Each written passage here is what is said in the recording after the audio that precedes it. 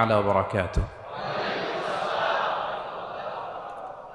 نحمده ونصلي على رسوله الكريم أما بعد فأعوذ بالله من الشيطان الرجيم بسم الله الرحمن الرحيم وقاتلوا في سبيل الله الذين يقاتلونكم ولا تعتدوا إن الله لا يحب المعتدين صدق الله العظيم رب اشرح لي صدري ويسر لي أمري واحلل عقدة من لساني يفقه قولي Bangladeshi Muslim community মালয়েশিয়ার আয়োজনে university science মালয়েশিয়ার এই দেওয়ান খুলিয়ার এই থিয়েটার হল রুমে আজকে পেনাং কনফারেন্স 2023 যারা আপনারা উপস্থিত হয়েছেন তাদের সবাইকে জানাচ্ছি আন্তরিক শুভেচ্ছা এবং অভিনন্দন। আহলান ওয়া সাহলান ওয়া মারহাবান বিকুম ফি হাযা আল-লিকা আত-তাইয়িব আল-মুবারাক। শুরুতে আমরা আল্লাহ রাব্বুল ইজ্জা ওয়াল জালালের দরবারে শুকরিয়া জ্ঞাপন করছি যে আল্লাহ রাব্বুল ইজ্জা ওয়াল জালাল আমাদেরকে একটি চমৎকার জায়গায় চমৎকার একটি পরিবেশে কিছু দিনই কথা শুনবার জন্য একত্রিত হওয়ার সুযোগ দিয়েছেন। আমরা সবাই পড়ছি কালিমাতুশ শুকুর আলহামদুলিল্লাহ। আল্লাহ রাব্বুল ইজ্জা ওয়াল জালালের দরবারে শুকরিয়া জ্ঞাপনের পাশাপাশি আমি আজকের এই প্রোগ্রামের অর্গানাইজিং কমিটি যারা আছেন তাদেরকে আমি অন্তরের অন্তঃস্থল থেকে শুকরিয়া জানাতে চাই। বিশেষ করে আজকের এই হল রুম পাইয়ে দেওয়ার ক্ষেত্রে আমাদের এখানে ডক্টর আজিম রাইট, মাশাআল্লাহ, ডক্টর আজিম এখানে উপস্থিত আছেন। পেনাংয়ের বিভিন্ন পর্যায়ের বাংলাদেশি প্রবাসী ব্যবসায়ী ভাইরা আছেন, তারপর এখানে ভলান্টিয়ার্স ভাইরা আছেন এবং সিকিউরিটির দায়িত্বে একটা পোশাকি বাহিনী এখানে আছেন। আমি প্রত্যেককে অন্তরের অন্তঃস্থল থেকে শুকরিয়া জানাই। এবং এই যে আমরা মাগরিবের আগে বসলাম, আমরা আমাদের নিয়ত খালেস করে নিই যে এই 1 ঘন্টা আমরা আল্লাহর জন্য ব্যয় করব, কিছু শিখবার জন্য, নিজের জীবনকে পরিবর্তন করবার জন্য। তাহলেই আমাদের এত আয়োজন, এই যে সকালে আমরা ফজরের আজানোর 1 ঘন্টা আগে উঠে আমরা রওনা হয়েছি, কুয়ালালামপুর থেকে এসেছি, আপনারা অনেক দূর দূরান্ত থেকে এসেছেন। আমাদের এই আশা বসা এটা কাজে লাগবে। আমরা কামনা করি আল্লাহ তাআলা আমাদের এই আশাকে, এই বসাকে, এই একত্রিত হওয়াকে, এই কোরআনের এই মিলন মেলাকে আমাদের নাজাতের ওয়াসিলা বানাক। আমরা ইউনিভার্সিটি সায়েন্স মালয়েশিয়ার এই হলরুমে যেমনি সবাই একত্রিত হয়েছি, আল্লাহ তাআলা সেই জান্নাতুল ফেরদাউসেও যেন তার মেহমান হয়ে আমরা একত্রিত হতে পারি। আল্লাহ তাআলা আমাদেরকে তৌফিক দান করুক। সম্মানিত ভাইয়েরা, আপনারা সবাই সুস্থ আছেন তো? আলহামদুলিল্লাহ।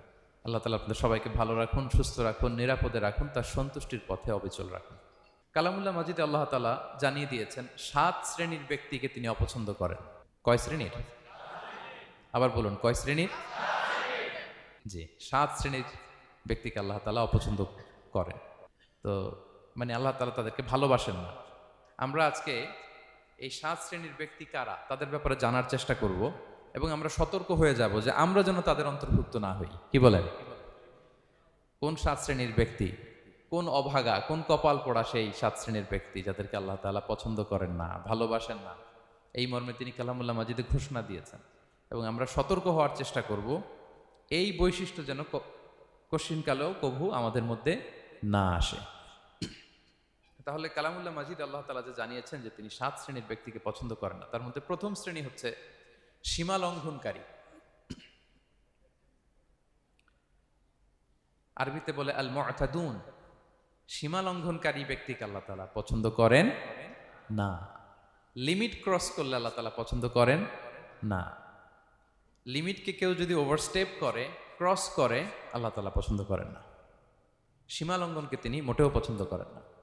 এবং মজার ব্যাপার হচ্ছে আল্লাহ কেউ কোনো অন্যায় করলেই সাথে সাথে পাকড়াও করেন না, কেউ ভুল করলেই আযাব দেন না, কেউ নাফরমানি করলেই আযাব পাঠান না।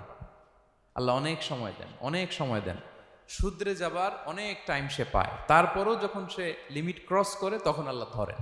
আল্লাহ সব সময় ধরে না, ধরলে ছাড়ে না, ধরে ধরে ধরে না, ধরলে আল্লাহ ছাড়ে না। আল্লাহ সব সময় ধরবে না। এবং যে সমস্ত জাতিগোষ্ঠীকে এই পৃথিবীতে আল্লাহ তাআলা আযাব দিয়ে ধ্বংস করেছেন, তাদের স্টোরি যদি আমরা খেয়াল করি, আমরা দেখব যে তাদেরকে আল্লাহ অনেক সুযোগ দিয়েছেন ভালো হওয়ার, শুধরে যাওয়ার। কিন্তু তারা আল্লাহর আদেশ অমান্য করতে করতে করতে করতে যখন লিমিট ক্রস করে ফেলছে, একটা সবকিছুর একটা লিমিট থাকে, কি বলেন? We all should know all limits. আপনাকে জানতে হবে যে আপনি কতটুকু পর্যন্ত করতে পারবেন, কতটুকু আপনার সীমানা, you should know your limit. এই লিমিটটা আপনার জানতে হবে। তারা যখন লিমিট ক্রস করেছে আল্লাহ আযাব দিয়েছে। আপনারা সামুদ জাতির নাম শুনেছেন? তাদের কাছে আল্লাহ তাআলা একজন নবী পাঠিয়েছিলেন, নাম হচ্ছে সালেহ আলাইহিস সালাম।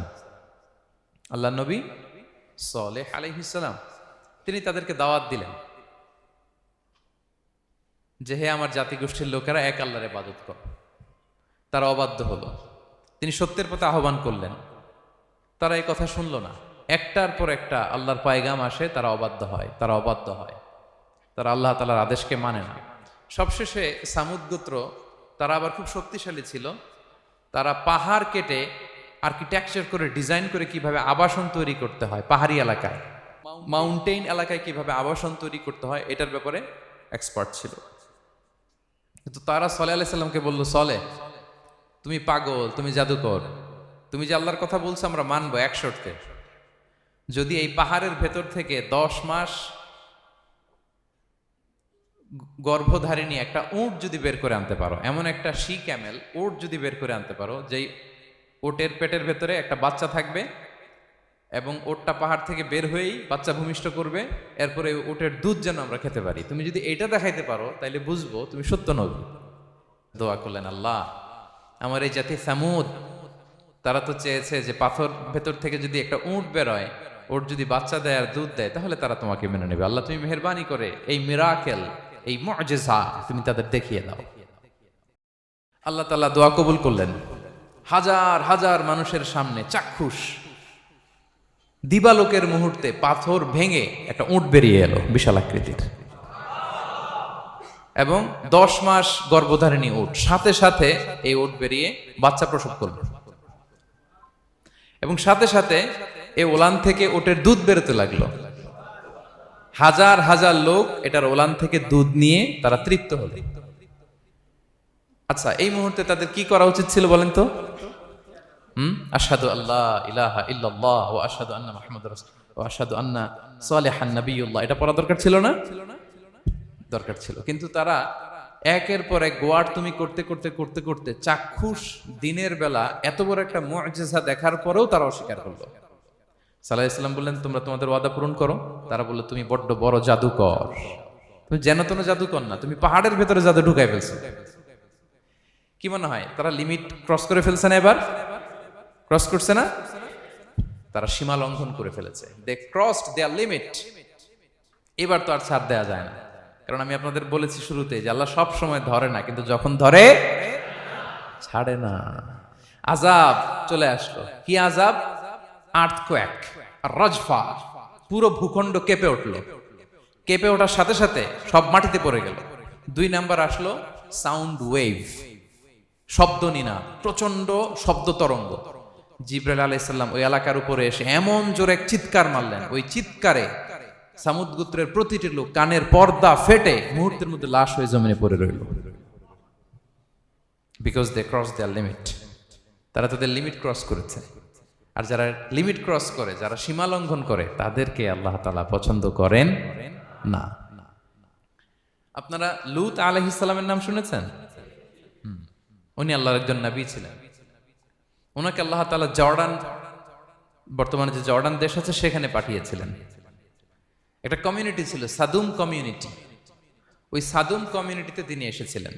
তিনিও দাওয়াত দিলেন, ইয়া কওমি ইবুদুল্লাহ মা লাকুম মিন ইলাহিন গায়রু, হে আমার কওমের লোকেরা, আল্লাহর ইবাদত করো, আল্লাহকে মেনে নাও।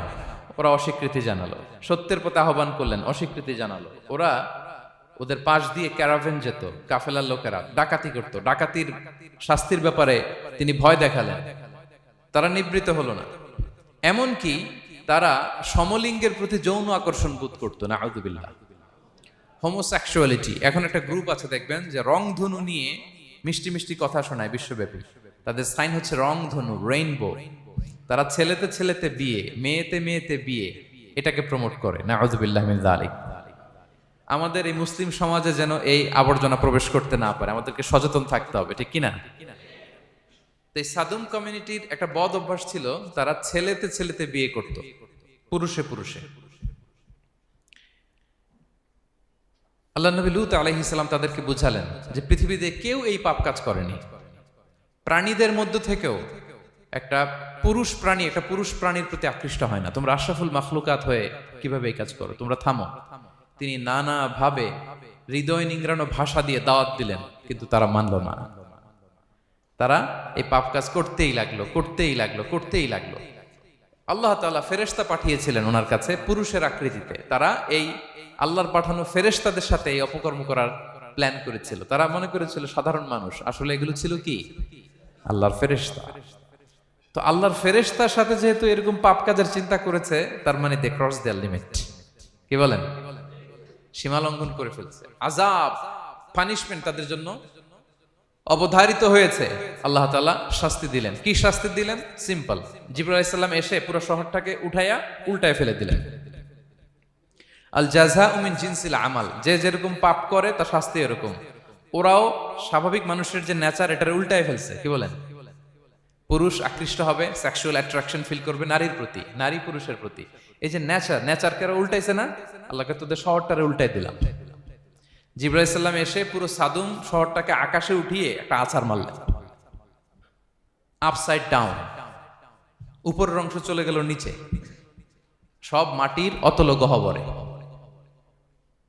ফাজআলনা আলিয়াহা সাফিলাহা ওয়া আমতারনা আলাইহিম মিন সিজারাতিন মিন সিজিলিম মানদুদ।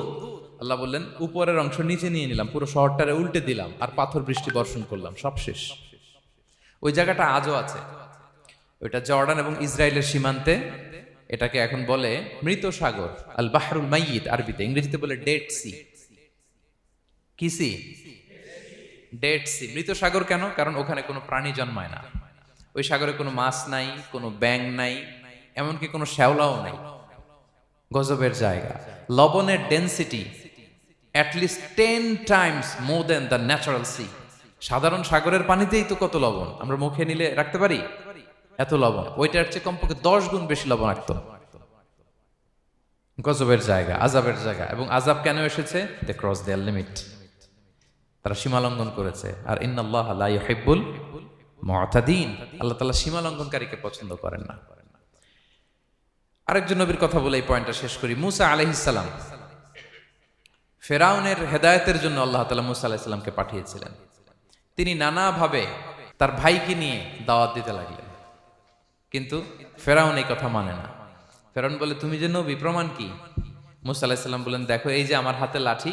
উনি এমন নবী ছিলেন, উনি লাঠি মাটিতে রেখে দিলে ওটা মুহূর্তে সাপ হয়ে যেত। তো মাটিতে তিনি লাঠি রাখলেন, এটা মুহূর্তে সাপ হয়ে গেল, যে এই যে আমি নবী। মানে না, বললেন আরো কিছু দেখা। তো মূসা আলাইহিস সালাম বগলের এখান থেকে হাত উঁচু করলে নূরের ঝলকানি হাতের মধ্যে দেখা যেত। উনি নূরের ঝলকানি দেখালেন, এরপরও মানে না। এরকম একটার পর একটা আল্লাহ নবী মূসা আলাইহিস সালাম মুআজিজা দেখাতে লাগলেন, কিন্তু ফেরাউন মানে না। শুধু মানে না এতটুকুই না, সবশেষে আল্লাহ নবী মূসা আলাইহিস সালামকে অ্যাসাসিনেশন, হত্যার পরিকল্পনা করলো তারা, যে বনি ইসরাইল, মূসা এবং মূসার অনুসারী যারা আছে দুনিয়া থেকে সরাই দিতে হবে। ধরো মূসারে, ধরো মূসার অনুসারীদের ধরো। ধাওয়া পাল্টা ধাওয়া শুরু হলো। আল্লাহ নবী মূসা আলাইহিস সালাম বনি ইসরাইলকে নিয়ে বাঁচার জন্য ছুটলেন। ছুটতে ছুটতে সামনে লোহিত সাগর। দেখেন, একে তো আল্লাহর বিধান মানে নাই, এরপরে একটার পর একটা মুআজিজা আসলো, সেটাও মানে নাই। এখন নবীরে হত্যার জন্য ছুটছে। কি মনে হয় সীমা লঙ্ঘন হয়েছে? একটু হয়েছে না? অনেক। আল্লাহু আকবার। আল্লাহ বললেন ফাআগরাকনাল আখারিন, আমি মূসা এবং বনি ইসরাইলকে বাঁচাই দিলাম, ফেরাউন সহ তার দলবলকে সাগরে ডুবায় মারলাম। শুধু ডুবাই মারে নাই, আল্লাহ বলে ফাল ইয়াউমা নুনাজ্জিকা বিবাদানিকা লিতাকুনা লিমান খালফাকা আয়া। ফেরাউনকে লোহিত সাগরে তো ডুবিয়েছেই। আল্লাহ বলেন ফেরাউন, তোর অনুসারী যারা পৃথিবীতে থাকবে, তোর চালাচামুন্ডা যারা থাকবে, তোর খালাতো ভাই চাচাতো ভাই যারা দুনিয়াতে বেঁচে থাকবে, তাদের জন্য তোর লাশটারে আমি শুটকি বানিয়ে রাখলাম।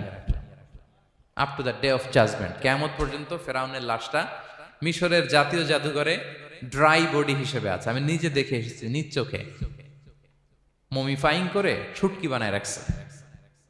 এভাবে পৃথিবীতে যতগুলো জাতিগোষ্ঠীকে আল্লাহ তাআলা আযাব দিয়ে ধ্বংস করেছে, তার কারণ হচ্ছে সীমা লঙ্ঘন। তার কারণ কি? প্রিয় ভাইরা, আমরা যেন আমাদের লাইফস্টাইলের দিকে একটু খেয়াল করি, যে এই সীমা লঙ্ঘনের কাতারে আমরা চলে আসলাম কিনা, আমাদেরকে খেয়াল রাখতে হবে। আল্লাহ তাআলা সীমা লঙ্ঘনকারীকে পছন্দ করেন না। ইন্নাল্লাহা লা ইউহিব্বুল মুতাদিন, তিনি সীমা লঙ্ঘনকারীদেরকে পছন্দ করেন না।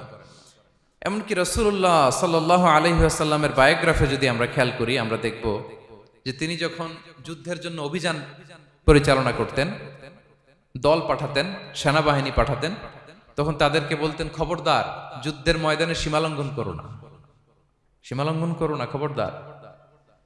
যুদ্ধে যদি কেউ হেরে যায়, বন্দীদের সাথে খারাপ আচরণ করো না। ওরা হেরে গেছে বন্দী, আপনি চাইলে তার কান কেটে দিতে পারবেন, নাক কেটে দিতে পারবেন, আকৃতি বিকৃতি করতে পারবেন না। বিষ্ণু ইসলাম বললেন, খবরদার সীমালঙ্ঘন করো না। যেখানে যুদ্ধে গিয়েছো ওই এলাকার শিশুদেরকে মেরো না, ওই এলাকার নারীদেরকে মেরো না, ওই এলাকার পাদ্রীদের গায়ে হাত তোলো না। সন্ন্যাসীতে যারা ইবাদত করে ওদের তো দোষ নাই, সিভিলিয়ান নাগরিক, তাদের গায়ে হাত তোলো না, খবরদার। গবাদি পশুর গায়ে হাত তুলবে না, এগ্রিকালচারাল প্রোডাক্ট জ্বালিয়ে দিও না। সুবহানাল্লাহি বিহামদি, কি রহমতের নবী ছিলেন। সীমা লঙ্ঘন যেন না করে বিষ্ণু ইসলাম অভিযান প্রেরণের আগে তিনি স্পষ্ট বলে দিতেন, খবরদার কেউ সীমা লঙ্ঘন করবে না। যারা তোমাদের বিরুদ্ধে অস্ত্র তুলেনি তাদের বিরুদ্ধে অস্ত্র তোলা যাবে না, কারণ ইন্নাল্লাহা লা ইউহিব্বুল মুতাদিন, আল্লাহ তাআলা সীমা লঙ্ঘনকে পছন্দ করেন না। প্রিয় ভাইরা, তাহলে যেই 7 শ্রেণীর ব্যক্তিকে আল্লাহ তাআলা পছন্দ করেন না, তার প্রথমটা আমরা জেনে গেলাম, তারা কারা? সীমা লঙ্ঘনকারী। আমি কিন্তু প্রায় এরকম জিজ্ঞেস করব এবং সব শেষে আপনাদেরকে নিয়ে রিভাইজ করব। তাহলে 1 নম্বরে আমরা পেলাম তারা কারা। মেহেরবানি করে সবাই বলবেন একসাথে, তারা কারা? তারা সীমা লঙ্ঘনকারী, তারা তাদের লিমিট ক্রস করে, তাদেরকে আল্লাহ তাআলা পছন্দ করে না। সো আমরা আমাদের লাইফের সাথে একটু মিলিয়ে নেই যে আমরা আমাদের কোন ক্ষেত্রে সীমা লঙ্ঘন করি কিনা, একটু খেয়াল করেন। আমার যে দায়িত্ব আছে আমি কি সীমা লঙ্ঘন করি কিনা? আমার স্ত্রী আমার দায়িত্বে, তার সাথে সীমা লঙ্ঘন করি কিনা? আমার ভাতিজা ভাতিজি অনেকের আছে ইয়াতিম, তার বাবা মারা গেছে, তার সব সম্পত্তির দায়ভার আমার উপর দেয়া, আমি ওইখানে তাকে ঠিকঠাক মতো সব দেই কিনা, সীমা লঙ্ঘন করি কিনা? হ্যাঁ, ক্ষমতা পেলে সীমা লঙ্ঘন করি কিনা? কি মনে হয় আমরা ক্ষমতা পেলে সীমা লঙ্ঘন করি কিনা? হ্যাঁ, করে করে হ্যাঁ, মানে যেইখানে ডাক্তারের কাছে যেয়ে বলে, ডাক্তার সাহেব আমার এইখানে ফোড়া, সারা দেহের যেই কোনো জায়গায় ধরতে পারেন, এইখানে ধরেন না, তো এইখানে না ধরলে ভালো হবে? ফোড়া যেখানে, ট্রিটমেন্ট তো ওইখানে দিতে হবে, কি বলেন? রোগ যেখানে ওষুধও সীমা লঙ্ঘন। দায়িত্ব পেলে আমরা সীমা লঙ্ঘন করি। এমনকি আমরা যারা ইবাদত করি, অনেকে ইবাদতেও সীমা লঙ্ঘন করি। ইবাদতেও না, ভারসাম্য থাকতে হবে, পরিমিতি বোধ থাকতে হবে। এবং মজার ব্যাপার হচ্ছে আল্লাহ তাআলা দোয়া এবং জিকিরের ক্ষেত্রে এই কথাটা উল্লেখ করেছেন যে তোমরা দোয়া জিকিরের ক্ষেত্রে সীমা লঙ্ঘন করো না। আল্লাহ তাআলা বলেন, উদউ রাব্বাকুম তাদাররুআ ওয়া খুফিয়া ইন্নাহু লা ইউহিব্বুল মুতাদিন। তোমরা আল্লাহকে ডাকো কেমন ভাবে? তাদাররুআ ওয়া খুফিয়া, সবিনয়ে গোপনে, সবিনয়ে ডাকো, চুপিসারে ডাকো, গোপনে গোপনে ডাকো, অল্প আওয়াজে ডাকো। কারণ কি? ইন্নাল্লাহা লা ইউহিব্বুল মুতাদিন, আল্লাহ সীমা লঙ্ঘনকারীদেরকে পছন্দ করেন না।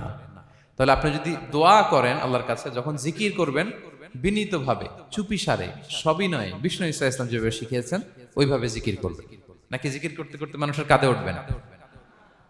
উঠবেন না? ওঠে ওঠে, হ্যাঁ ওঠে। দেখেন আল্লাহ তাআলা যেইখানে 3 ফোঁটা দেওয়া দরকার 3 ফোঁটা দেয়, যেখানে 1 ফোঁটা ওইখানে 1 ফোঁটা দেয়। আল্লাহ তাআলা ইন্নাহু লা ইউহিব্বুল মুতাদিন, আল্লাহ সীমা লঙ্ঘনকে পছন্দ করেন না। এই কথাটা ঢুকাইছে কোথায়? দোয়া আর জিকিরের মধ্যে। কারণ আল্লাহ জানে আল্লাহর কিছু বান্দা থাকবে, তারা দোয়া এবং জিকিরের সময় কি করবে? সীমা লঙ্ঘন করবে। মাঝে মাঝে কিছু ভিডিও ক্লিপসে দেখা যায় জিকির করতে করতে আরেকজনের কাঁধের উপরে, যিনি জিকির পরিচালনা করতেছে তার মাথার উপরে। এখন আমি ওয়াজ করতেছি, আপনি যদি লাফাইতে লাফাইতে এসে আমার উপরে পড়েন, হ্যাঁ মাইকের উপরে যদি এসে পড়েন, আমার অবস্থা হবে কি? লাফাতে লাফাতে উপরে উঠে যায়, নিজে ইনজুর্ড হয়, পাশের শ্রোতাকে ইনজুর্ড করে, যিনি আলোচনা পরিচালনা করতেছে তাকে ইনজুর্ড করে।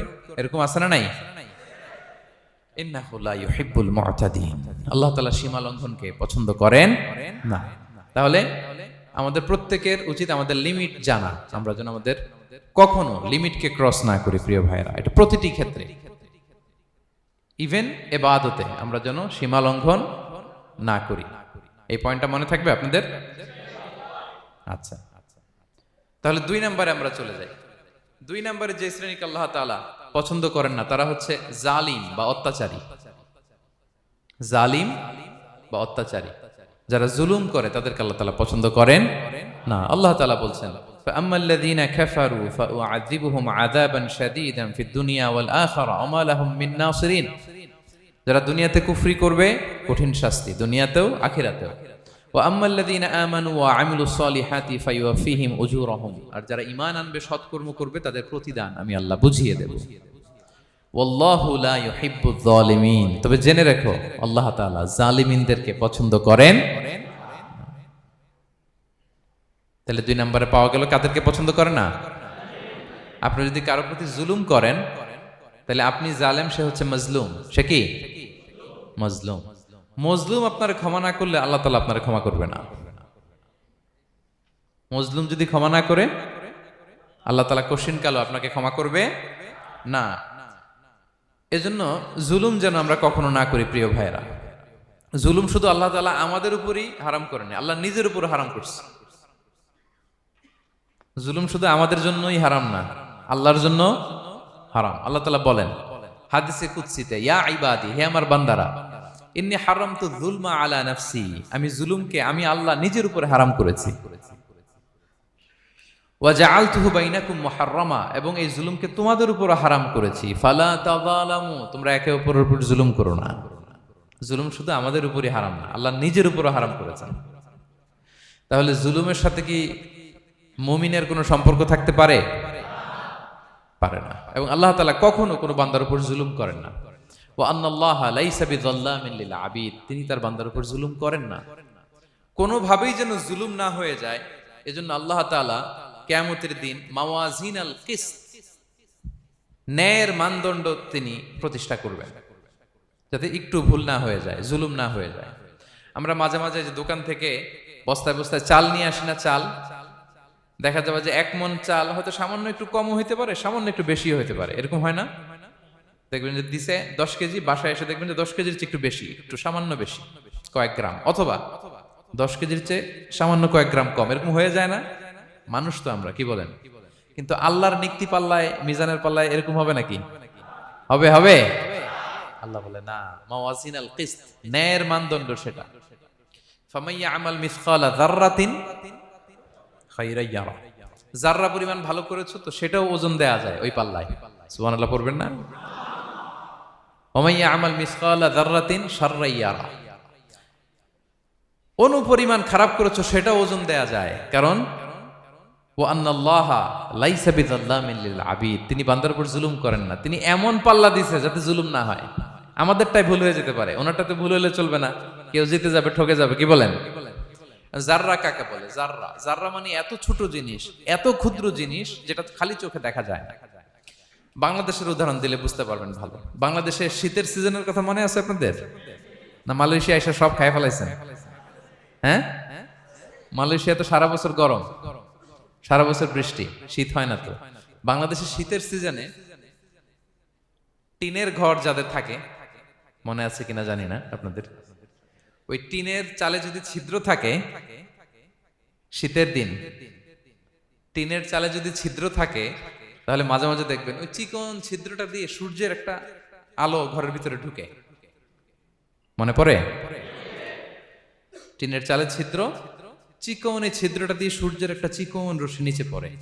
তো ওইটার কাছে গেলে দেখা যায় ওই আলোটার মধ্যে পাতলা কি কি যেন ধুলাবালি উঠতেছে। এটা আবার অন্য জায়গায় দেখা যায় না, এমনি দেখা যায় না, কিন্তু ওইটার কাছে গেলে দেখা যায় এই আলোটা যেই বরাবর আসছে, এইখানে কিছু ক্ষুদ্র ছোট ধূলিকণা, ডাস্ট ঘুরে বেড়ায়।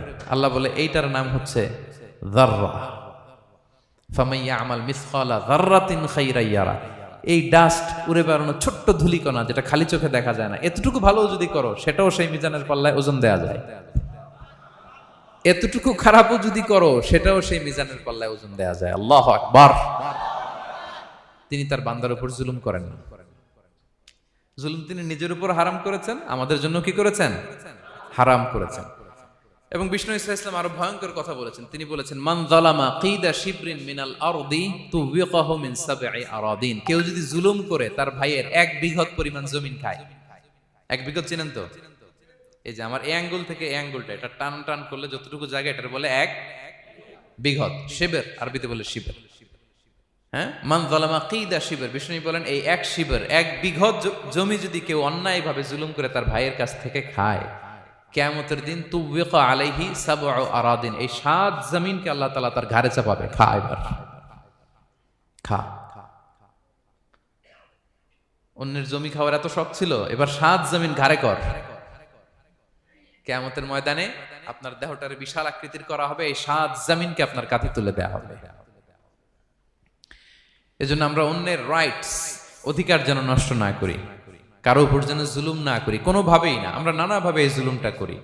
আমরা প্রায় দাদার সম্পত্তি থেকে ফুফুদেরকে বঞ্চিত করি, বাবার সম্পদ থেকে বোনদেরকে বঞ্চিত করি, হ্যাঁ, নিজের ভাই আরেক ভাইকে, আপন ভাই ভাইকে বঞ্চিত করে, জুলুম করে। এরকম দৃশ্যপট আমাদের সমাজে আছে না নাই বলেন তো? কিয়ামতের দিন আল্লাহর সুপ্রিম কোর্টের কাঠগড়ায় হিসেব দিতে হবে। আর এই জালিমদেরকে আল্লাহ তাআলা পছন্দ করেন না। এবং সবচেয়ে ভয়ঙ্কর ব্যাপার হচ্ছে, আপনি যখন কারোর উপর জুলুম করেন, ওই মাজলুম আর আল্লাহর মাঝখানে কোনো ফারাক থাকে না। আল্লাহ ওই ফারাকের পর্দা উঠায় নাই। বিষ্ণু বলেন ইত্তাকি দাওয়াতাল মাজলুম, তোমরা মজলুমের বদদোয়াকে ভয় করো, খবরদার। কারণ ফাইন্না লাইসা বাইনাহা ওয়া বাইনাল্লাহি হিজাব, তার আর আল্লাহর মাঝে কোনো পর্দা থাকে না। দোয়া করলেই ওটা আরশে যেয়ে কবুল হয়ে যায়। আল্লাহ তাআলার চারিপাশে অনেক পর্দা আছে। কেউ কেউ বলে 70,000 নূরের পর্দা। এই 70,000টা সহিহ হাদিস দ্বারা সাব্যস্ত না, কিন্তু অসংখ্য অগণিত পর্দা, এবং পর্দাও এটা নূরের পর্দা। আচ্ছা বলেন তো, জানলা দিয়ে বাইরের আলো ঠেকাতে আমরা দেয়ালে জানালায় কি লাগাই? পর্দা লাগাই। পর্দাটা কিসের তৈরি? মোটা কাপড়ের, যাতে করে ওই আলো না আসে। কিন্তু আল্লাহর চারদিকে যে পর্দা, ওই পর্দাটা কিসের? নূরের, আলোর। ওনার পর্দাই আলো দিয়ে তৈরি। সুবহানাল্লাহ বললেন না? বিষ্ণু বলেন ইত্তাকি দাওয়াতাল মাজলুম, মজলুমের বদদোয়াকে ভয় করো।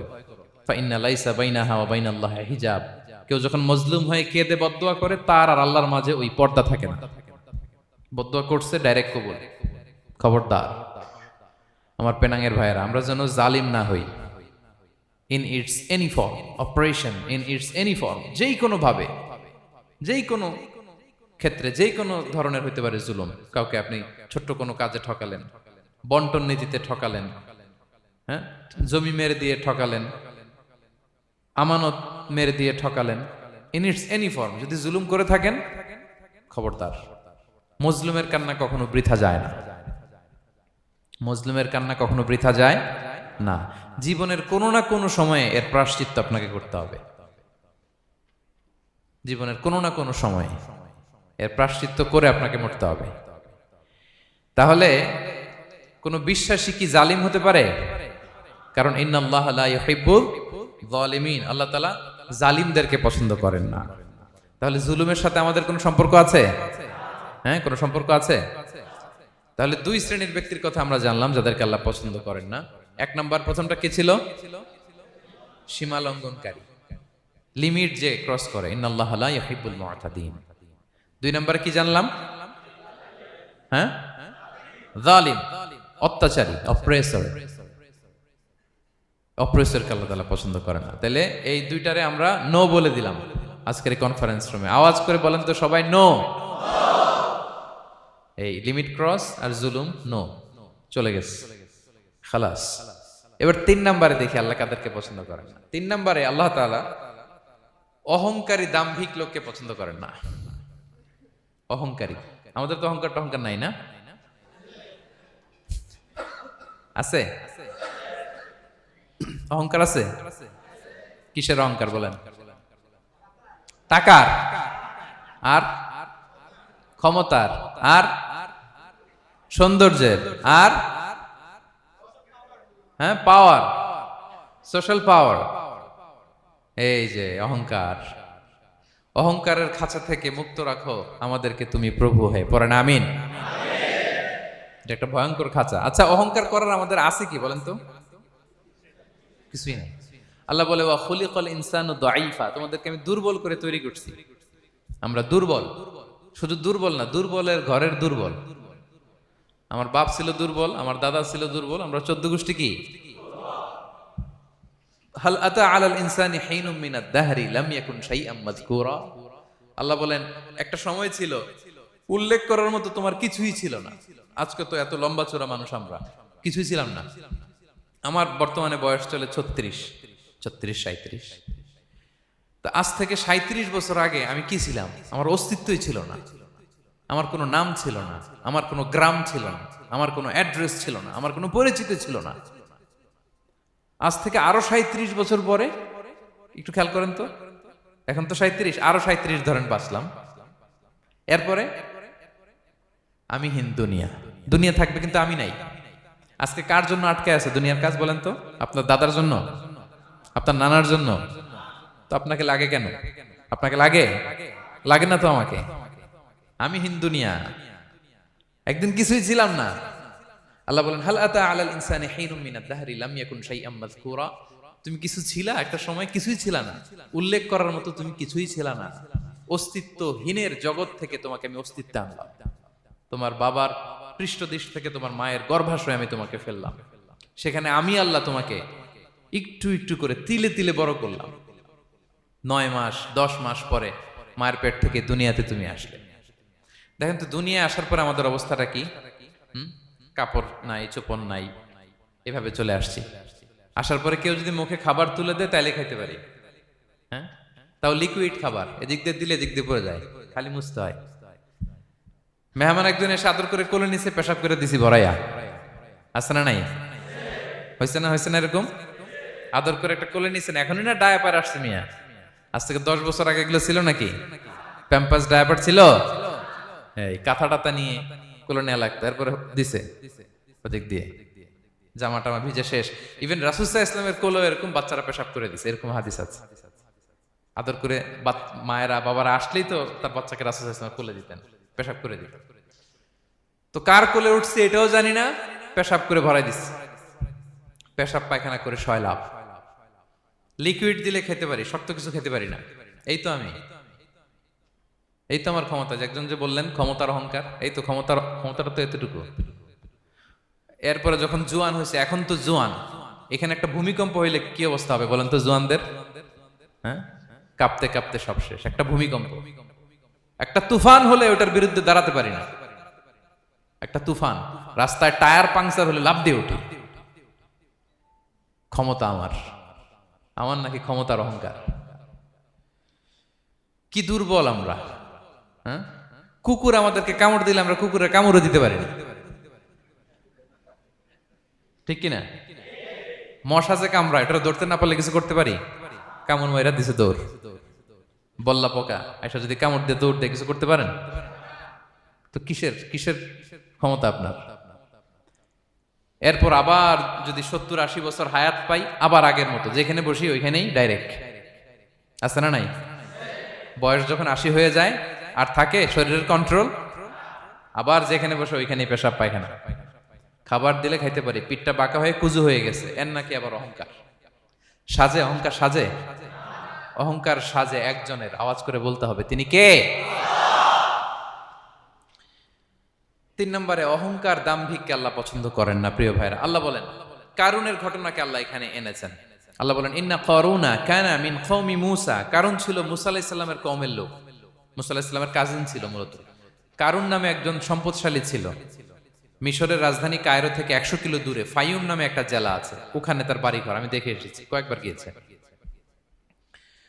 তো ফাবাগা আলাইহিম, সে মানুষের উপর চড়াও হলো।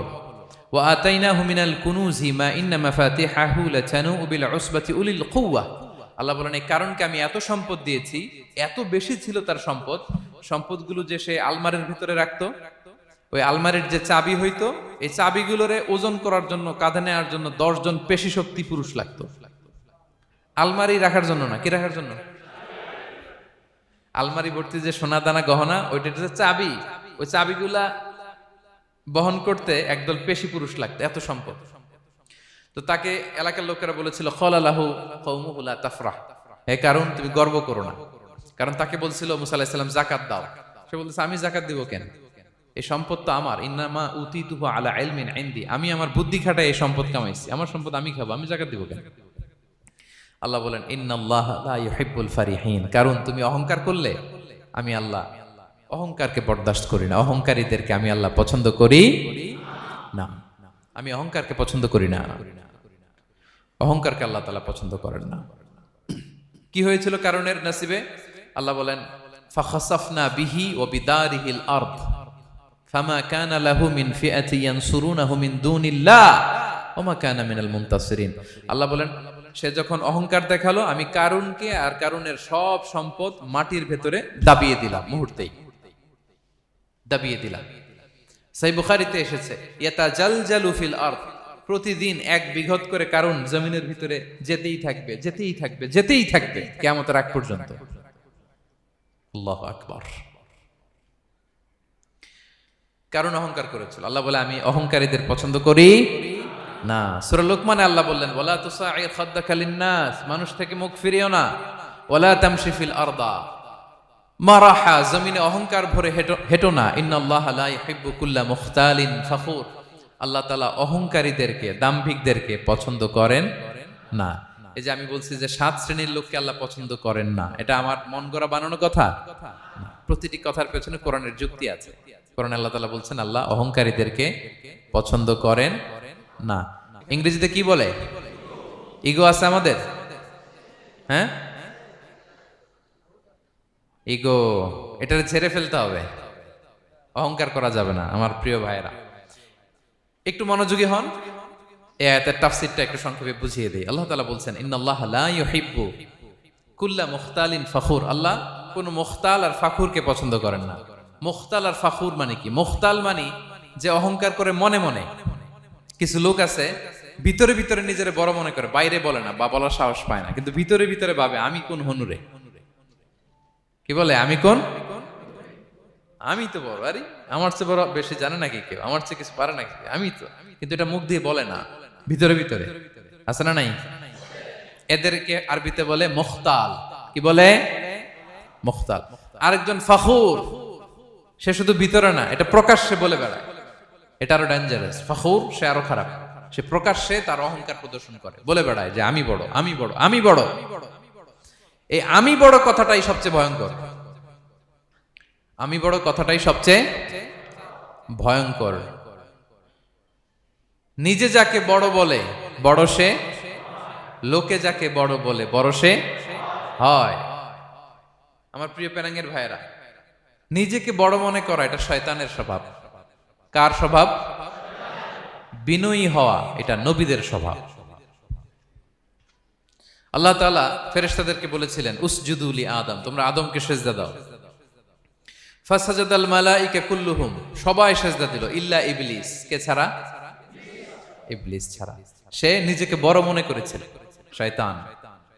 কিভাবে? সে লজিক খাটাইলো আল্লাহর সাথে। সে লজিক দিয়ে আল্লাহর বলে আল্লাহ ক্বালা আনা খায়রুম মিনহু, আল্লাহ আমি কেন সিজদা দেব, আমি তো আদমের চেয়ে শ্রেষ্ঠ, আমি বড়।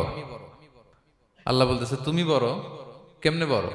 শয়তান বলে খালাকতানি মিন নার, আপনি আমারে বানাইছেন কি দিয়ে? আগুন দিয়ে। ওয়া খালাকতাহু মিন তিন, আর আদমকে বানিয়েছেন মাটি দিয়ে। কি দিয়ে? মাটি দিয়ে। আগুনের ধর্ম দাউ দাউ করে উপরের দিকে কি করে? ওঠে, আর মাটি ঢিলা রেখে দিলে নিচে পড়ে যায়। তো সে যুক্তি দিয়ে বলতেছে আল্লাহ ঊর্ধ্বগামী কোন জিনিস তো নিম্নগামী কোন জিনিসের কাছে মাথা নোয়াতে পারে? যুক্তি, মনে রাখবেন যুক্তি সব জায়গায় খাটে। আপনার অফিসের যে বস, মালয়েশিয়ান ভাষায় বসরে কি বলেন আপনারা? ওকে, তোকে। এই আপনার তোকের সামনে যে আপনি লজিক খাটাইলে হবে? বস যেটা বলে ওইটাই ফাইনাল। তো আল্লাহ তাআলা আদেশ করেছিলেন সেজদা করার, সে সেজদা করলেই ভালো করতো, কিন্তু সে যুক্তি দিল আল্লাহ আমি শ্রেষ্ঠ, তাকে বানাইছেন মাটি দিয়ে, আমারে বানাইছেন আগুন দিয়ে, আমি কেন মাথা নত করব? আমি বড়। আমি বড় বলার সাথে সাথে দৃশ্যপট পাল্টায় গেল। আল্লাহ বলে বের হ, ফখরুজ, বের হ, তুমি অভিশপ্ত, তুমি লানত প্রাপ্ত, তোমার স্থান হবে জাহান্নাম। তুমি নিজেকে বড় মনে করেছো, তাইলে বড় মনে করা এটা শয়তানের স্বভাব। কার স্বভাব? তা আমরা নিজেকে বড় মনে করব কখনো? আরো জোরে বলেন, করব? বিষ্ণু ঈসা ইসলাম নিজে নিজে ছোট থাকতে চাইতেন, তিনি দোয়ায় বলতেন আল্লাহুম্মা জাআলনি ফি আইনি সাগীরা ওয়া ফি আ'য়ুনিন নাসি কাবীরা। আল্লাহ আমার চোখে আপনি আমারে ছোট বানান, আল্লাহ মানুষের চোখে আপনি আমারে বড় বানান। বিশ্বনবী নিজের চোখে নিজে ছোট থাকতেন, কিন্তু গোটা বিশ্বের মানুষের চোখে বড় হয়েছেন না? কত বড়? রাফা'না লাকা যিকরাক। আল্লাহ বলে আমি যেখানে অতটুকু পর্যন্ত উঠাইছি আপনারে। কোন নবীর নিচে উপরে? কথা বলেন, কোন নবীকে শেষ পর্যন্ত উঠাইছে? সুবহানাল্লাহ। নবী হে আমি যদ্দূর আপনার উঠাইছে অদ্দূর, ওই পর্যন্ত নিয়ে গেছে সাক্ষাতের জন্য। সুবহানাল্লাহ। প্রত্যেক নামাজে বিশ্বনবীর উপর দুরূদ আছে না নাই? কিয়ামত পর্যন্ত বিশ্বনবীর প্রতি ভালোবাসা আমাদের পক্ষ থেকে আছে না নাই? আছে। আল্লাহ তাআলা ওনাকে বড় করেছেন। এজন্য নিজের চোখে আমরা নিজে ছোট থাকবো। আপনি যদি বড় হন এটা মানুষ বলবে। কে বলবে? নাকি আপনিই বলবেন? বলা যাবে না। এবং বিষ্ণু ঈসা ইসলাম কিছু টেকনিক আমাদের শিখিয়েছেন, কিছু টেকনিক আমাদের জানিয়েছেন। এই কাজ করলে তোমরা অহংকার থেকে মুক্ত থাকতে পারবে। এর মধ্যে একটা হচ্ছে আগে আগে সালাম দেওয়া। তিনি বলেন আল বাদিউ বিসসালামি বারিউম মিনাল কিবর, যে আগে আগে সালাম দেয় তার হৃদয় থেকে আল্লাহ অহংকার তুলে নেয়। আগে সালাম দিয়ে পারবেন? ফোন করলেই আগে কি বলবেন? বাসায় ঢুকেই আগে কি বলবেন? স্ত্রীকে আগে সালাম দিবেন, বন্ধুকে আগে সালাম দিবেন, বাসার কাজের লোকটাকে আগে সালাম দিবেন, আপনার ড্রাইভারকে আগে সালাম দিবেন, বাসার দারোয়ানটারে আগে সালাম দিবেন। ফকির একটা আসলে আপনি সালাম দিয়ে ফেলবেন। পারবেন? হৃদয় থেকে অহংকার ফেলে দিবে কে? আগে আগে আমরা সালাম দিব। এবং তার চেয়ে ভয়ঙ্কর কথা হচ্ছে বিষ্ণু ঈসা ইসলাম বলেন যে লা ইয়াদখুলুল জান্নাতা মান কানা ফি কলবিহি মিসকালু হাব্বাতি খারদাল মিন কিবর, যার হৃদয়ে সরিষার দানা পরিমাণ অহংকার থাকে ওই ব্যক্তি কশিনকালেও আল্লাহর জান্নাতে প্রবেশ করার সুযোগ পাবে না। কশিনকালেও পাবে না। এর কারণ অহংকার আল্লাহর চাদর। অহংকার কার চাদর? আল কিবরিয়া রিদাই ওয়াল আযামাতু ইজারি। আল্লাহ বলে অহংকার আমার চাদর, বড়ত্ব আমার লুঙ্গি। যে এগুলো ধরে টান দেয় তারে আমি জাহান্নামে নিক্ষেপ করব। ফালা উবালি আই ডোন্ট কেয়ার, আমি ওদিকে কেয়ার করি না, আমি তারে জাহান্নামে ফেলবো। সো অহংকার আমাদের সাজে না। আমি শুরুতেই তো বললাম আমাদের লাইফ সার্কেলটা একটু দেখাইলাম না যে ছিলাম কই, অস্তিত্বহীন থেকে দয়া করে মায়া করে তিনি আমাকে অস্তিত্বে এনেছেন। কত ছোট্ট, কত ক্ষুদ্র, কত নগণ্য, কত দুর্বল ছিলাম আমরা। আবার যৌবনের একটা পিরিয়ড কাটিয়ে, যৌবনের সময় তো কতটা দুর্বলতা বললাম, আবার সে দুর্বল, মানে দুর্বল থেকে দুর্বল। এই হচ্ছে আমাদের লাইফ স্টোরি, লাইফ হিস্ট্রি। তাহলে অহংকার আমাদের সাজে। অহংকার তার সাজে যার কোনো ক্ষয় নাই, যার কোনো লয় নাই, যার কোনো অভাব নাই। হ্যাঁ, গোটা বিশ্ব তার মুখাপেক্ষী, তিনি কারো মুখাপেক্ষী না, ঠিক কিনা? গোটা বিশ্ব তার কাছে ঠেকা, তিনি কারো কাছে ঠেকা না, ঠিক কিনা? গোটা বিশ্ব তাদের সার্ভাইভালের জন্য তার প্রতি মুখ থুবড়ে পড়ে থাকে, তিনি কারোর জন্য বসে থাকা লাগে। অহংকার সাজে তার। আর এই আল্লাহর অহংকারের চাদর ধরে যে টান দেয়, আল্লাহ বলে ওরা আমি জাহান্নামে ফেলবো, আর তাদেরকে আমি পছন্দ করি না। আল্লাহ তাআলা অহংকারীদেরকে পছন্দ করেন না।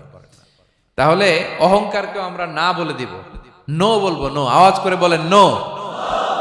শুধু মুখে মুখে নো নাকি অন্তর থেকে? এই তো আজকের দিওয়ান কুলিয়ার বাইরে ফেলে দিছে আমরা অহংকার। কি বলেন পেনাঙ্গের ভাইরা? আর অহংকার করব? আপনি বিনয়ী হন। মান তাওয়াদা তারাফা। বিষ্ণু বলেন যে নিচু হয় আল্লাহ ওর টাইনা উঁচু করে। আপনি বিনয়ী হবেন, আল্লাহ আপনার উঁচু করবে। আর আপনি উঠতে চাবেন, এক থাপ্পড় মেরে জমিনে আল্লাহ মিশাই দিবে। এজন্য বড়ত্ব, দাম্ভিকতা এটা আল্লাহর পোশাক। আমরা যেন তার পোশাক ধরে টান না দেই। এই পয়েন্টটা কি সবার কাছে ক্লিয়ার? আচ্ছা, কয়টা গেল? এক নম্বরে কি ছিল? হ্যাঁ, সীমা লঙ্ঘনকারীকে আল্লাহ তাআলা পছন্দ করেন না। দুই নাম্বার, এই তো মনে রাখছেন, মাশাআল্লাহ, অনেক এনার্জেটিক অডিয়েন্স, খেয়াল রাখছে। আর শুরুতে বলছিলাম তো, মনে রেখে দিছে, এজন্য যে ধরবে তো মাঝখানে। আচ্ছা, জালিমকে আল্লাহ পছন্দ করেন না। এইমাত্র যেটা বললাম 3 নাম্বার, অহংকারী ব্যক্তিকে আল্লাহ পছন্দ করেন না। 4 নাম্বার হচ্ছে অপচয়কারী বা অপব্যয়কারী। অপচয়কারী বা অপব্যয়কারী, এই শ্রেণীর ব্যক্তিকে আল্লাহ তাআলা পছন্দ করেন। আল্লাহ বলেন কুলু ওয়াশরাবু ওয়ালা তুসরিফু, তোমরা খাও পান করো, কিন্তু ওয়ালা তুসরিফু, তোমরা অপব্যয় করো না। ইন্নাহু লা ইউহিব্বুল মুসরিফিন, আল্লাহ তাআলা অপব্যয়কারীকে পছন্দ করেন না। অপচয়, প্রয়োজন নাই তারপরও খরচ, অপ্রয়োজনীয় খরচ, এটা আল্লাহ পছন্দ করেন না। ইভেন কি দানের ক্ষেত্রেও আপনি যে দান করবেন, এখানেও ভারসাম্যপূর্ণ দানের কথা বলা হয়েছে। আল্লাহ বলছেন ওয়াল্লাযীনা ইযা আনফাকু লাম ইউসরিফু ওয়া লাম ইয়াকতুরু ওয়া কানা বাইনা যালিকা কাওয়ামা, যারা দান করে, দানের ক্ষেত্রে কৃপণতাও করেন আবার সব দিয়ে দেন। যেমন আপনার ছেলের স্কুলের বেতন দিতে হবে, ফ্যামিলির খরচ আছে, এটা আছে সেটা আছে, কিন্তু আপনি বেতনে সব দিয়ে দিলেন একজনকে, তো আপনি চলবেন কেমনে? দেয়া যাবে না, ভারসাম্যপূর্ণ হয় নাই। ভারসাম্যপূর্ণ হইতে হবে। তাহলে অপচয়টা আল্লাহ তাআলা পছন্দ করেন না। এবং বিষ্ণু সাল্লাল্লাহু আলাইহি ওয়াসাল্লাম বলেছেন কুলু ওয়াশরাবু, খাও পান করো, ওয়া তাসাদদাকু, দান করো, ওয়ালবাসু, যা মনে চায় পরিধান করো। ভালো পোশাক পরিধান করে আপনি আল্লাহ শুকর করবেন, কোনো অসুবিধা নেই, কিন্তু শর্ত হচ্ছে মা লাম ইউখালিতুহু ইসরাফ, এটার মধ্যে কোন ধরনের অপচয় অপব্যয় থাকতে পারবে, আও মাখিলা, অথবা বড়ত্ব থাকতে পারবে না। তাহলে 4 নম্বরে আমরা জানলাম যে অপচয়কারীকে আল্লাহ তাআলা পছন্দ করেন না। শুধু এখানেই শেষ না, আল্লাহ তাআলা অপচয়কারীকে শয়তানের ভাইয়ের সাথে তুলনা করেছেন। কার ভাই? আল্লাহ বলেন ওয়ালা তুবাযযির তাবযীরা, তোমরা অপচয় করো না, কারণ ইন্নাল মুবাযযিরিনা কানু ইখওয়ানাশ শায়াতিন, অপচয়কারী কার ভাই? ওয়া কানা শাইতানু লিরাব্বিহি কাফুরা, শয়তান তার প্রভুর ব্যাপারে অকৃতজ্ঞ। তাহলে আমরা জানলাম অপচয়কারী কার ভাই? আচ্ছা বলেন তো, বুঝে শুনে উত্তর দিন। যিনি শয়তানের ভাই উনি নিজেও একটা কি? বলে ফেলছেন আপনারাই, আমি আর কি বলবো। যারা আল্লাহ শয়তানের ভাই বানাইছে ও নিজেও একটা কি? তাহলে এটা যেন আমরা না করি। আমরা যেন পরিমিতি বুঝ যেন আমাদের ব্যয়ের ভেতরে থাকে। এই আয়াতগুলোতে আমরা 2টা শব্দ পাই, একটা ইসরাফ আর একটা তাবযীর। ইন্নাল্লাহা লা ইউহিব্বুল মুসরিফিন, আর জায়গায় ওয়ালা তুবাযযির তাবযীরা। দুটোই হারাম পেনাঙ্গের ভাইয়েরা। পার্থক্যটা কি? পার্থক্য হচ্ছে ইসরাফ মানে হচ্ছে বৈধ বা হালাল কোনো ক্ষেত্রে প্রয়োজনাতিরিক্ত ব্যয় করা। হালাল কিন্তু আপনি অতিরিক্ত খরচ করছেন। বাসায় আম লাগবে 2 কেজি, কয় কেজি? 2 কেজি হলে সুন্দর খাওয়া যায়। নিয়ে আসছেন 10 কেজি, কয় কেজি? 3 দিন পরে এগুলো পচে টচে নষ্ট হয়েছে, অপচয় হয়েছে না? কিন্তু আম কিনা হালাল না হারাম? আম খাওয়া হালাল না হারাম? তাহলে এই যে হালাল জিনিসে প্রয়োজনাতিরিক্ত যে খরচ করছেন এটাকে বলে ইসরাফ, এটা নিষেধ। আরেকটা আল্লাহ যেটা আরো ভয়ঙ্কর, শয়তানের ভাই বানাইছে আল্লাহ যে কারণে, ওটার বলে তাবযীর। ওটা কি? তাবযীর হচ্ছে অবৈধ বা হারাম কোনো ক্ষেত্রে প্রয়োজনাতিরিক্ত ব্যয় করা। এমনি কাজটা হারাম। এমনি কাজটা কি? বলেন তো, মদ খাওয়া কি? এখন ট্রাক ভর্তি করে মদ নিয়ে আসছেন। নাচানাচির অনুষ্ঠানে ফান্ডিং করা কি? অশ্লীলতা, নৃত্য প্রদর্শনের এরকম একটা প্রোগ্রাম হবে নারীদের, এটাতে ফান্ডিং করাটা কি? হারাম। এখানে আপনি হাত খুলে দান করছেন, এটারে বলে তাবযীর। তাহলে ইসরাফও হারাম, তাবযীরও হারাম। 2টার মধ্যে বেশি হারাম হচ্ছে তাবযীর। যে তাবযীরের কারণে আল্লাহ তাআলা তাকে শয়তানের ভাই বলেছেন। তাহলে অপচয়ের সাথে আমাদের কোনো সম্পর্ক। আমরা একটু গলা ফাটিয়ে অপচয়কে নো বলে দিব, আওয়াজ করে বলেন নো। আজকে থেকে আর কোনো অপচয় নাই, আজকে থেকে অপচয় নাই। বিশ্বনবী সাল্লাল্লাহু আলাইহি ওয়াসাল্লাম একবার আম্মাজান আয়েশা রাদিয়াল্লাহু তাআলা আনহার ঘরে ঢুকলেন। ফাওয়াজাদা কিসরাতা খুবজিন মুলকাতিন আলাল আরদ, আম্মাজান আয়েশার ঘরে ঢুকেই দেখলেন এক টুকরো রুটি মাটিতে পড়ে আছে। কোথায় পড়ে আছে? ফাগাদিবান নবী, নবী সাল্লাল্লাহু আলাইহি ওয়াসাল্লাম রেগে গেলেন, তিনি রাগান্বিত হলেন, প্রচন্ড রেগে গেলেন। রেগে আম্মাজান আয়েশাকে বললেন, আয়েশা, এই যে আল্লাহর রিজকে তুমি নষ্ট করছো, আল্লাহর রিজিকের মূল্যায়ন করতে শেখো আয়েশা। কোন ঘরে যদি আল্লাহর রিজিক আসে আর ওই রিজিককে যদি মূল্যায়ন করা না হয়, তাহলে সেই রিজিক আর এই ঘরে আসে না। কারণ এই রুটিটা খেয়েই তো তুমি বেঁচেছিলা, ঠিক কিনা? আজকে আমরা যেই রুটিটা, যেই ভাতগুলো ফেলে দিয়ে ডাস্টবিনে, এতটুকু খাইলে আমার কাশ্মীরের ভাইরা বেঁচে যাবে, এতটুকু পাইলেই আমার ফিলিস্তিনের ভাইরা বেঁচে যায়। এতটুকু পেলেই ওই ডাস্টবিনে মারামারি করে যারা খাবার খোঁজে ওরা বেঁচে যায়, ঠিক কিনা? এজন্য বিষ্ণু ইসলাম রেগে গেলেন। বিষ্ণু সবসময় রাখতেন না, রেগে বললেন, আয়েশা, আল্লাহর নেয়ামতের কদর করো, তোমার ঘরে রিজিক আসলে ওটার যদি মর্যাদা না দাও এই রিজিক তোমার ঘরে আর ঢুকবে না। নট নেসেসারি শুধু খাবারের ক্ষেত্রে, যে কোনো ক্ষেত্রে অপচয় যেন না হয়, অপচয় অপব্যয় যেন না হয়। আমরা অনেক সময় করে ফেলি, খেতে বসলে অনেক খাবার নিয়ে ফেলি, অর্ডার করতে গেলে দোকানে অনেক অর্ডার করে ফেলি, রেস্টুরেন্টে, কিন্তু এই খাবারগুলো নষ্ট করা যাবে না। ডাস্টবিনে যেন না যায় আপনার কারণে। আপনি কি করবেন? লেফট ওভার ফুড সাথে করে বঙ্গুজে নিয়ে আসবেন। আপনারা তো বঙ্গুজ বলেন নাকি? পেনাঙ্গে কি বলে? বঙ্কুজ। হ্যাঁ, টেক অ্যাওয়ে বা বঙ্কুজ বললে ওরা বঙ্কুজ দিবে, নিয়ে আসবেন, বাসায় এনে রাতে খাবেন, তারপরের দিন খাবেন, অথবা কাউকে দিয়ে দিবেন, কিন্তু খাবার নষ্ট করা চলবে, কারণ ইন্নাল্লাহা লা ইউহিব্বুল মুসরিফিন, আল্লাহ তাআলা অপচয়কারীকে পছন্দ করেন। কথাটা কি বুঝতে পেরেছেন সবাই? আচ্ছা, কয়টা গেল? আর বাকি রইল কয়টা? 5 নাম্বার, খেয়ানতকারী। আমানতের খেয়ানত যে করে, বা বিশ্বাসঘাতক, আমানতের খেয়ানত যে করে। অনেক লম্বা কথা, আমি যেহেতু সময় কম শেষ করে দিচ্ছি। ইন্নাল্লাহা লা ইউহিব্বুল খাইনিন, আল্লাহ তাআলা খেয়ানতকারীকে পছন্দ করেন। বিশ্বাসঘাতকতা যে করে, আল্লাহর কথা বাদ দেন, আমাদের সমাজে বলেন, কেউ যদি বিশ্বাসঘাতকতা করে আমরা পছন্দ করব? করব না, তাকে কেউ পছন্দ করে না। ইন্নাল্লাহা লা ইউহিব্বু মান কানা খাওয়ানান আসিমা, পাপী খেয়ানতকারীকে আল্লাহ পছন্দ করেন না। এবং মুনাফিকের আলামত রাসূল সাল্লাল্লাহু আলাইহি ওয়াসাল্লাম বলেছেন, কি দেখে মুনাফিক চিনবা? তিনি বলেছেন 3 জিনিস দেখে মুনাফিক চিনবা। 1, ইযা হাদ্দাসা কাযাবা, মুনাফিক কথা বললে মিথ্যা বলে। কথা বললে কি করে? ওয়া ইযা ওয়াআদা আখলাফা, ওয়াদা করলে খেলাফ করে। 3 নম্বরে ওয়া ইযা আতুমিনা খানা, মুনাফিকের কাছে আমানত রাখলে খেয়ানত করে। আমানতের খেয়ানত, এটা মুনাফিকের আলামত। শুধু মুনাফিকের আলামতই না, এটা কিয়ামতের একটা আলামত। আল্লাহ বলেন, ইন্নাল্লাহা ইয়া'মুরুকুম আন তুআদ্দুল আমানাতি ইলা আহলিহা, আল্লাহ তাআলা আদেশ করেছেন আমানতের যে হকদার তার হাতে তার আমানত পৌঁছে দাও। আদেশটা কার? সবাই বলুন, আদেশ কার? আল্লাহর। আমানতের খেয়ানত এটা মুনাফিকের আলামত এবং কিয়ামতের আলামত। এক বেদুইন এসে রাসূল সাল্লাল্লাহু আলাইহি ওয়াসাল্লামকে বলল, ইয়া রাসূলুল্লাহ, মাতা সাআ, কিয়ামত কবে হবে? কি কবে হবে? কিয়ামত কবে হবে? রাসূল সাল্লাল্লাহু আলাইহি ওয়াসাল্লাম বললেন, ইযা দুইয়াতিল আমানাতু ফান্তাযিরিস সাআ, যখন আমানতের খেয়ানত শুরু হবে সমাজে, তখনই কিয়ামত হবে। সে বলল, ইয়া রাসূলুল্লাহ, কাইফা ইদাআতুহা, আমানতের খেয়ানত আবার কেমনে হয়? সহজ সরল মানুষ, আমানতের খেয়ানত হয় কেমনে?